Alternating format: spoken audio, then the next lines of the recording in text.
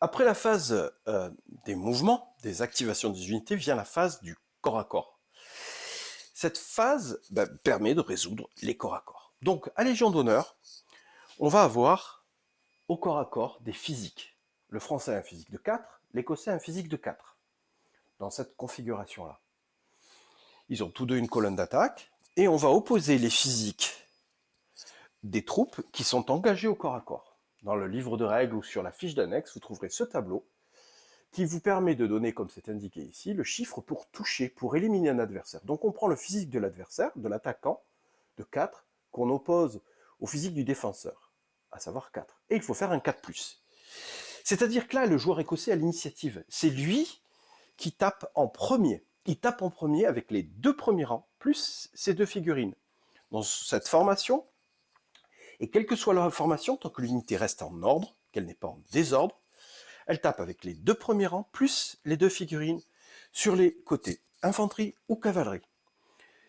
Pourquoi ? On simule dans une charge, l'unité qui a l'initiative va pénétrer l'unité ennemie qui est plutôt statique et qui reçoit la charge, qui elle ne défendra qu'avec les 2 premiers rangs, après les attaques de l'écossais. Donc l'écossais, là, sur le coup, va avoir 10 dés, 1 dé par fantassin, et sur un 4+, va éliminer, vous entendez les bruits de mes dés qui s'agite dans ma main, va éliminer des figurines françaises qui sont en face. Donc là, on voit un 5 et un 6. Elle en a éliminé 2. 2 pertes côté français. Donc, à Légion d'honneur, on parle de pertes. Ce sont des morts, des blessés, des gens qui quittent le combat, etc. Donc, on a dit qu'il y avait 8 figurines qui peuvent répliquer. 8 figurines, c'est 8 dés. 1, 2, 3, 4, 5, 6, 7, 8. Il y a eu 2 pertes, puisque le français tape en second. Il n'a pas mis l'ordre réception de charge, que vous verrez en fouillant dans vos boîtes de pions ou dans le reste de la règle. Là, en l'occurrence, il a reçu l'assaut. Et donc, avec ses 6 dés, il doit faire aussi un 4+. Et là, on voit que le français se défend admirablement avec 5 touches. Beaucoup de chance sur le coup. Donc là, il a éliminé la première compagnie, ici, plus ces figurines-là. Quand vous avez un soclage de notre jeu, vous pouvez indiquer des dés et des marqueurs comme ça à côté, pour ne pas avoir à désocler vos figurines. Dans Légion d'honneur, nous, on a pris parti de socler chaque figurine individuellement.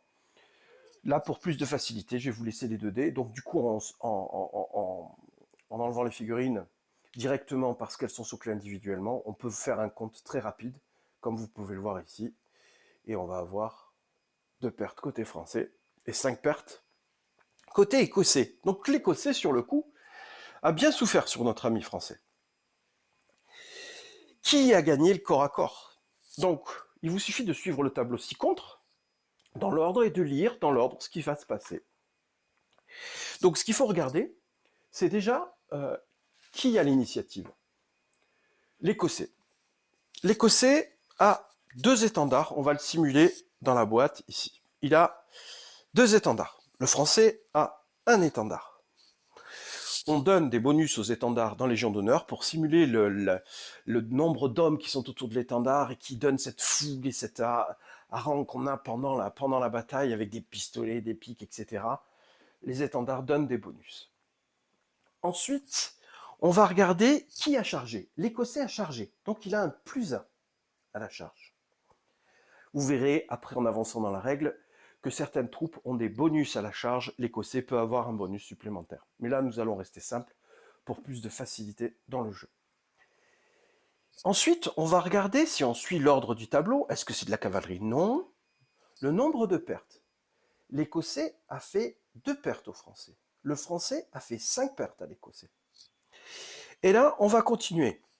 Est-ce qu'il y a de la cavalerie lourde, etc., etc. Il n'y en a pas. On regarde le nombre de rangs qu'il reste à la fin du corps à corps, et on voit qu'il y a et on peut aller jusqu'à maximum 2 rangs.